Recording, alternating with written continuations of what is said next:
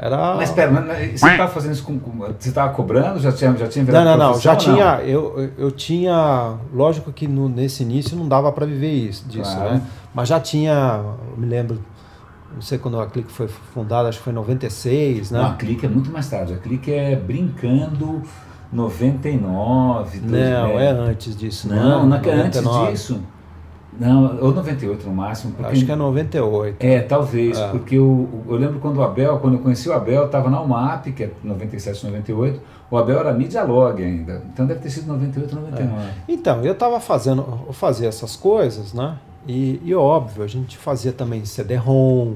Isso, CD-ROM na época tinha revista em CD-ROM. Tinha revista. O Ricardo Anderaus tinha fez uma revista lá, que é a Neo Interativa, que foi a primeira revista eletrônica do país. Deve ter em algum lugar aqui. Eu tenho uma aí.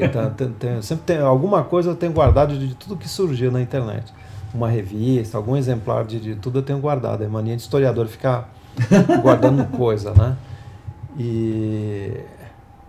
Então, e o Anderaus fez história também, né? Eu não sabia da formação. Ele é historiador. Ele fez história também. Olha que. Inclusive, tá vendo, cara? Cada um tem uma história mais louca. Inclusive, ele fez a tese de doutorado dele, foi uma tese multimídia, que foi um negócio complicado ali para se aceitar dentro da FEFELESH, aceitar, né? Entendi. Uma coisa assim mais. Fora da caixa total. Ele sempre foi bastante arrojado, né? Então, assim, tinha um grupo de amigos, né, que sempre estava ali mexendo, sempre com alguma coisa de inovação, né? Tá, que interessante. E todo mundo veio da USP, assim, de história, de filosofia. Isso. Eu não tinha ideia, isso estava completamente distante do meu radar. Acho que a Folha de São Paulo teve um papel muito importante, porque quando teve aquela onda do IUP e tal, não sei o quê, Martina Suzuki na Folha, bem. Aí toda essa turma, né? Foi uma turma muito ligada em tecnologia. Tanto é que o Matinas depois foi CEIG. É verdade, o Caio. Foi CEIG, exatamente. A Maria Ercília estava lá também. A Maria Ercília. Claro, quero ver se eu falo com ela. A Maria Ercília criou o primeiro caderno de informática, né, do país, né? Não sabia, nossa, que bela história, que legal. Exato. Então, tá assim. Agora. Depois ela foi foi diretora do foi BOL. Exatamente. Nossa, BOL. Nossa, cara, que engraçado. Então, assim, você tem muita gente. O Enor, né? O Enor fez jornalismo na PUC, né? Mas ele era também professor de história na PUC. Ele dava aula de história na PUC. Que tinha essa moçada com essa bagagem tão diferente, cara. Que então, engraçado. o começo da internet, né, nesses veículos, assim, era gente muito de fora, aí da área da publicidade, da coisa, gente que veio de outras... Pessoas que vieram de outras áreas. Eu também vim de outra área, vim de rádio e TV, não tinha nada a ver. O cara que trabalhava na minha equipe no UOL, que é um gênio, hoje ele está no Facebook, ele fez Direito. Olha! Em São Bernardo do Campo, era um moleque assim, fora do circuito Jardins, Vila Madalena, Pinheiros, essa coisa toda, Morumbi, né, Itaim. E ele era do call center do UOL, foi chamado para dentro e foi evoluindo e veio para minha equipe. Ele fala japonês. Quem é esse cara? Chama Rodrigo... Nossa, Rodrigo, esqueci o sobrenome dele. Vai ficando velho e vai esquecendo o nome das pessoas. Então, e ele trabalha hoje passou pelo Google e trabalha hoje no Facebook. Ele é um crânio. Um programador, assim, genial. E ela fez Direito. Fez Direito. Que história. Fez fanático, foi aprender japonês, porque ele adora mangá, né? Então ele foi aprender japonês para poder ler mangá. Não acredito, que engraçado. Mas sabe que é uma coisa gozada? Então são pessoas assim, né? Com as histórias mais ricas, né, cara? Exato, bastante diferentes, né? Ontem eu fui lá passear no encontro local, aí a Marta, eu cruzei com a Marta, fui cumprimentar a Marta e falou: Renê, você quer falar hoje, daqui a 1h30, 20 minutos? Posso falar o que eu quiser? Posso. Aí lá fui eu, falei de improviso e tal. E uma das coisas que eu peguei um pouco nessa história foi o seguinte: as pessoas estão se bitolando, os profissionais estão perdendo essa coisa multidisciplinar, né? O cara, de repente, ele só é desenvolvedor, ele não se interessa por mais nada. E como é que ele vai criar algum negócio legal se ele não tem essa bagagem toda? Mas eu acho isso meio natural, viu? Porque a indústria ela vai se desenvolvendo, ela vai precisando de cada vez mais especialistas, né? Então todo mundo que foi no começo, que foi meio generalista, fazia um pouco de tudo, né? Aliás, uma boa pergunta. Você deve estar passando por isso, eu passo por isso a cada 5 minutos também. Como é que a gente se define? Se a gente tem esse perfil generalista, se a gente tem essa história generalista... Às vezes não consigo explicar para o meu filho, né? O que eu faço, né? Sempre foi uma complicação explicar para os meus filhos o que eu faço, né? Eu fui falar com o Fernando na Thompson, foi super boa a conversa, mas ele comentou uma coisa meio parecida, que essa geração nossa tal, o problema é que assim, tem visionários, né, que tem uma visão, tem uma bagagem, mas tipo, o que se faz exatamente? Às vezes você precisa do cara para uma função específica, o cara tem que ter um chapéu, né? Não adianta ser... Né, Você é um cara super especialista em mídia, né? Isso. Que foi a coisa que eu venho me especializando mais nos últimos anos. Você tomou esse caminho, né? E aí tem outro que é, sei lá, planejamento, outro comercial, outro gestão, né? Então assim, business, mídia, por esse caminho que eu fui nos últimos anos, né? Mídia é um chapéu que eu nunca vesti muito e sou bastante leigo no assunto. Ainda mais agora que ficou complicado para fazer. Putz, agora tá complicado. Agora ficou coisa de engenheiro, cara. Ficou uma coisa de engenheiro e...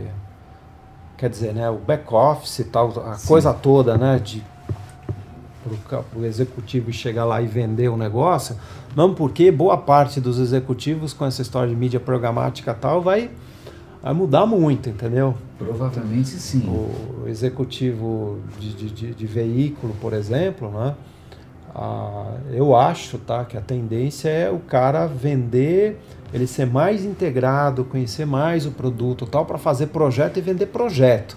Entendi, olha que porque a mídia programática mesmo você vai conseguir comprar em qualquer lugar, entendeu? Aí tem as questões legais do país, tal, né, que está em discussão. Sempre está fazendo lá uma resistência. Eu pego só os ecos disso. Às vezes eu vejo Santiago falando alguma coisa, alguém falando alguma coisa, mas é um pouco fora da minha esfera. Mas a gente acabou dando um salto meio, né, dos primórdios para essa fase agora, mas, cara, tem aí tem 15 anos aí nesse meio do caminho, né? Quase 20 anos. Sim. Quase 20 anos, cara. Que outros chapéus que você pôs na cabeça? Você passou pelo UOL. O que você fez no UOL? No UOL, eu fui fazer uma coisa... quer dizer, nesse período, nesse primórdio aí, né, que eu comecei a fazer site e tal, que era uma coisa... era quase que um bico, né? Mas... Porque eu tinha 2 meninos, tinha que pagar os meninos e tal, então eu conseguia manter aquilo e ao mesmo tempo ia aprendendo, né? E como minha mulher estava lá no UOL, eu conseguia ter muita informação, acesso a muita gente, né? Isso foi bastante importante, né? E aí depois, por causa dessas palestras, tudo, o Senac, né? Você tinha comentado o Senac foi um negócio bacana, porque eles, exatamente por causa da história da Karen, lá do Museu da Pessoa, nós fizemos um evento. E depois do evento, eles falaram, pô, a gente está com umas questões aqui, que a gente estamos implantando todo o sistema de... saindo da máquina de escrever e indo para o computador. A gente precisa de uma ajuda aqui, né? Você não quer ajudar a gente? E aí eu comecei a dar uma consultoria, tudo, e aquilo virou uma coisa de implantação de uma cultura dentro do Senac. Putz, que bacana! Foi fazer a passagem. Isso é legal. Né? Fazer a passagem da máquina de escrever pro PC. Computador, pro PC. Né? E aí nós fizemos Aí eu já estava trabalhando, eu já não tinha mais produtora, que tinha me enchido o saco aquilo, porque eu estava trabalhando que nem um louco, sábado e domingo, minha filha era pequena, não estava vendo minha filha crescer. Eu falei, não, eu vou fazer com consultoria, e arrumei um parceiro de tecnologia para fazer o site. Tá. E sair um pouco da cozinha do negócio. Do operacional mesmo. Aí fui fazer cursos para aprender mais de marketing, enfim, né? Fui correr atrás da necessidade, né? E aí eu construí o primeiro portal do Senac, né? Ah, sério? O projeto foi seu? Então estava com você isso? Estava comigo. Olha que legal.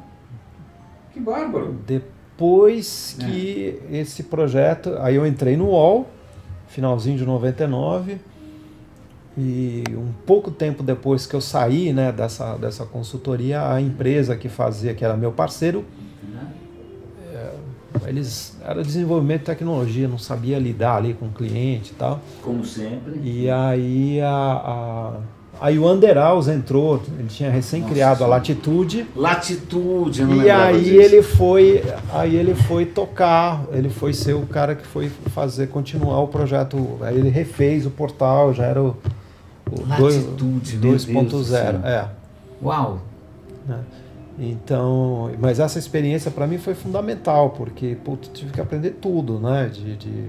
Tem a questão de mudança de cultura, de adoção, cara. Isso é um aprendizado que não é fácil, não. Foi lidar com muita gente, né? Você imagina, o Senac tinha uma característica que as pessoas estavam lá, o pessoal estava lá há 20 anos, 30 anos. Assim, repartição, né? Então as pessoas estavam querendo, tinha gente ali meio que se caminhando para aposentadoria, com a idade que eu tenho hoje, né? No modo largout. E os caras apavorados porque falaram que tinha medo de computador. Às vezes eu ia na casa de diretores, né, para dar aula para eles, porque o cara tinha medo de computador. Olha que engraçado. O cara tinha medo. Ele falou: eu não vou conseguir mexer nisso. Olha, tinha um cara lá que ele chorava porque ele não conseguia entender. Olha. Meu pai não chega perto. Meu pai, ele fala e a secretária escreve. Meio longe assim. Falei, pô, teclado, cara. O touch, né? O iPad, isso quebrou a barreira, fez o pessoal mais de 60 entrar na internet. Isso aí. Eu vejo minha madrasta, quando vem as coisas dela, sent by iPad. É isso aí. Exato. iPad, exatamente. E isso colocou o pessoal mais de 60 por causa do touch, porque aquela coisa de digitar, de abrir o computador, é muito complicado. Era uma operação muito complicada. Essa geração mais de 60 entrou por causa do touch. Que engraçado, que experiência legal. As vezes que eu também estive mais perto do usuário final é sempre um puta aprendizado também, porque a gente acaba tomando a gente como referência, porque a gente se vira de qualquer maneira. E aí, quando eu entrei na UMAP, em 96 por aí, eu acho que o Chester tinha e-mail, acho que 2 pessoas na agência tinham e-mail, pessoal. O Chester e um outro cara, que eu estou tentando lembrar quem mais era. E eu tinha que usar o ramal como conexão de escada, cara. Devagarinho, né? As pessoas começaram a ganhar e-mail devagarinho, as máquinas, os computadores dos caras não conectavam. E tinha muita resistência, cara. Tinha cara de que era os maiores criativos do planeta, o cara meio, como assim? Porque é uma zona de desconforto, né? Novo. É engraçado, né? É bem... E assim... muita gente acabou sendo demitida, óbvio, porque não conseguiram se adaptar. Olha, primeira disrupção. Não as primeiras vítimas da disrupção. Foi um choque muito grande. Teve gente que não conseguiu realmente se adaptar. E o Senac fez treinamentos, enfim, né? Acho que também não havia uma preparação, né, por parte de treinamento, né, para conseguir fazer uma passagem mais suave para o cara. É que para essas pessoas foi uma coisa radical, cara. Foi um rompimento, foi uma mudança de cultura muito radical. Que engraçado. Né? Hoje, lembrando do meu pai agora de novo, o que acontece? A justiça, meu pai é advogado, minha mulher é advogada, todo mundo é advogado. E a justiça começou a se digitalizar e ela impõe algumas coisas. Então hoje você tem que dar entrada num processo de maneira eletrônica. Fudeu. Porque você tem que ter um certificado digital, que não é a coisa mais simples do mundo. Isso aliena uma geração inteira. Do que é mais velhinho não consegue. Meu pai não consegue. Ele não sabe, ele vai até o fórum, ele vai pessoalmente até o fórum, porque o processo digital para ele está fora, não consegue. Aí se tua máquina for velha, se não rodar a versão do Java, pronto, aí começa uma... E tem esse inferno de atualização, tudo atualiza, enfim. que pra gente já é um... Né? Pra gente, cara, hoje de manhã, eu tava louco para publicar os vídeos do Vicente Tardim, que eu falei com ele ontem, que foi do caralho. Aí eu comecei a publicar, estourou um transformador na rua, a luz caiu e voltou. No que a luz caiu e voltou, o PC deitou. Cara, eu fiquei 7 horas para conseguir botar ele de pé de novo. Porra, a gente trabalha com essa vida inteira. Imagina se fosse... desde 2007, cara, nunca mais, cara. Puta, o bicho deita, deu algum piripaque qualquer, até botar o bicho de pé de novo demorou, cara. Aí você fica pensando, a gente que é veterano, imagina quem, né, chora, não faz nada. Agora, assim, né, depois disso, né, que eu entrei no UOL, o UOL assim, eu acho que tem 2 escolas aqui no Brasil que quase todo mundo, né, que está em agência, está em qualquer lugar, aí passou por 2 empresas. O UOL e a Agência Clique. Agência Clique, eu tava na ponta da língua. Eu passei pela Agência Clique, eu sou um ex-Clique. E eu tenho, nossa, inúmeros amigos e bons profissionais que vieram do UOL. Alexandre Leite, nosso um monte de gente passou pelo UOL, um monte de gente boa. O Terra também, né, que veio lá no TecNet, aquela coisa lá do Sul e tal. Do Sul, o Kaique, o Paulão, o pessoal da Urbana. Puta, o pessoal da Urbana, né? O pessoal da Urbana. Faz tempo que eu não falo com eles. Então, esse pessoal, acho que foram escolas, né? Mas tem razão, o UOL foi uma escola. A Clique foi outra escola. Ainda mais que o turnover era alto pra cacete, né? O UOL do turnover não era muito alto, não. O turnover na Clique era alto, cara. Em agência sempre é. Até hoje, né? Uma coisa. E o UOL foi uma escola para todo mundo, né? Para todo mundo. Para quem cuidava de e-commerce. Agora até hospedagem, né? O primeiro e-commerce que eu acho que o UOL, assim, e-commerce mesmo, que o UOL fez foi pro Pão de Açúcar. Puta, eu lembro. Que era o Pão de Açúcar Delivery, né? Eu lembro. Que você demorava 1 hora para preencher teu carrinho, aí guardava lá. E isso tudo era um MDB, né? Fala sério. Era um MDB lá que cuspia lá de um Excel.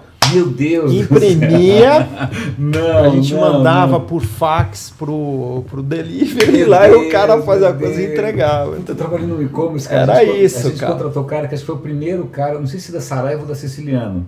Ele contou, a primeira venda online, não sei qual das duas aí, cara, eu passei lá, eu peguei, eu embalei, eu botei no correio, não tinha nada, não tinha estrutura nenhuma, bicho. Isso aí que engraçado. Não, agora, o louco disso tudo, você imagina, né? Fax. Das pessoas que botavam cartão de crédito na rede naquela época, né? Insano. E tinha gente que fazia, bom, eu fazia. Eu também fazia, mas a gente é louco. Enfim. Então, a gente não conta, mas tinha muita gente que já fazia, já botava o cartão lá. Eu lembro que um cara muito querido que eu trabalhei com ele também, mais ou menos em 2000, Cláudio Laneado, ele tinha um e-commercezinho, não sei se você lembra da Microsite, era uma loja online que vendia coisa de informática. Eu já era freguês e tal. E uma coisa genial que ele fez, você ia fazendo a transação toda, na hora de fechar, você telefonava para o site e passava o número do cartão de crédito pelo telefone, como se fosse mais seguro isso. Né? Pelo menos você sabia com quem você está falando. Não, né? cara, mas tipo, metade das vendas era pelo telefone, porque as pessoas tinham medo de digitar. Olha que louco. Era muito isso. A editora, essa primeira editora, já tinha e-commerce, já tinha sistema. Sério? Era tudo lá fora, só. Olha, e a gente conseguia. A Livraria Cultura foi pioneira com essa história também. A Livraria Cultura começou a vender lá atrás. Nossa, uma vez eu falei com o Pedro Retz há muito tempo atrás. Pô, os caras já vendiam online lá atrás. Também tudo feito em casa, né? Um sistema bem caseiro. É bem legal. A Livraria Cultura é outro case também, né? É bem bacana, né? Então, por exemplo, no UOL aconteciam coisas assim. Porque o UOL foi inventando, não? Você pode falar que o UOL inventou também a internet, essa história de portal, essa coisa toda que só tem aqui no Brasil, né? É uma invenção do UOL, né? Que a concorrência foi atrás. Tinha a barra do UOL, né? Você tinha vários sites que eles iam pendurando embaixo do UOL.